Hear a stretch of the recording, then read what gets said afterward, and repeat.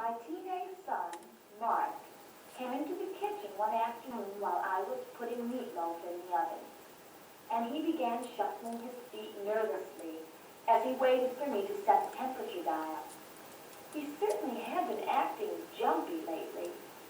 An enthusiastic student and a fine athlete, Mark has always been a quiet, well-mannered boy, and his edginess seemed out of character to everybody.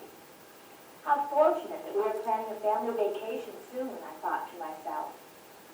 Mark really needed a break from his demanding schedule of schoolwork and sports.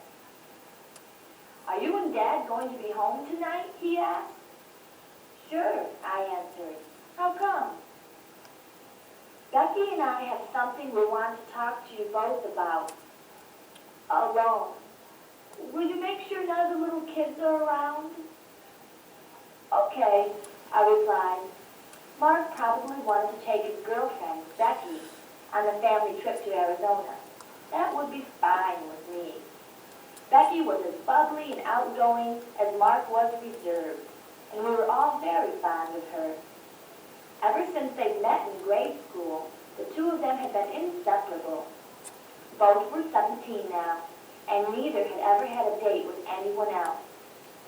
Becky was automatically included in all our family activities, and I had come to think of her as my fourth daughter. I didn't have a moment more to wonder about what Mark and Becky had on their minds. My husband, Jim, and I have 7 children, and every day seems to bring a new set of problems. Phone calls from school principals, broken dishwashers, angry neighbors, bruised egos, and filthy football uniforms. That afternoon, there was one minor catastrophe after another, and I even forgot to mention Mark's request to Jim when he came home from the office. When the young couple came to find me after supper, the little ones were already in bed. Jim was reading the newspaper in the den, so we all gathered there for our talk. "Mom, Dad," Mark began with quiet determination, "Becky and I are getting married soon." The word "soon" explained the situation to me immediately, but I just did not want to believe my ears. Mark was my second boy, and I had always had reason to be especially proud of him.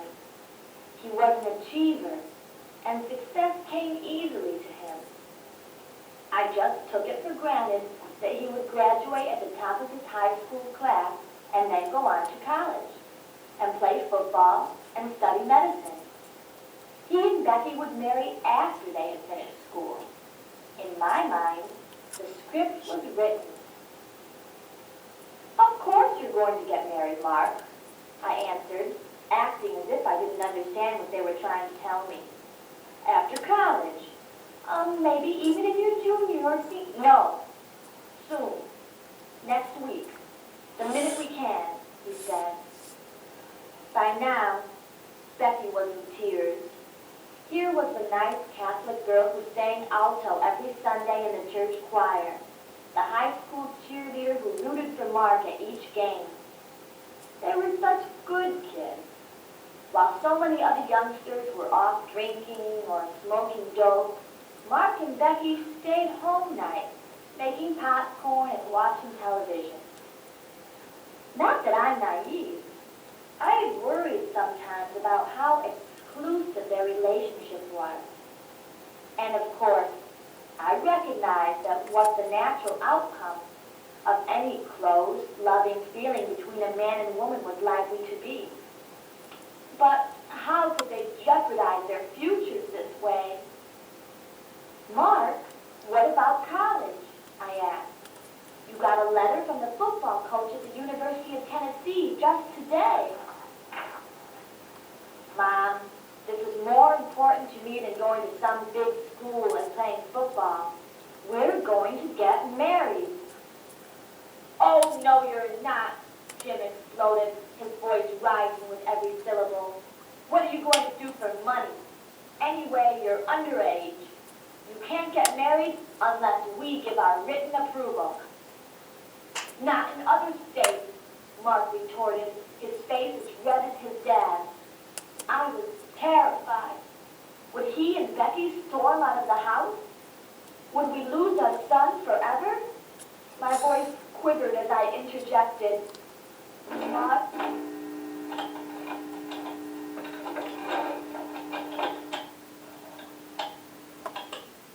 when you found out that Becky was pregnant, they both winced. I knew I had struck a note of truth. A last hope.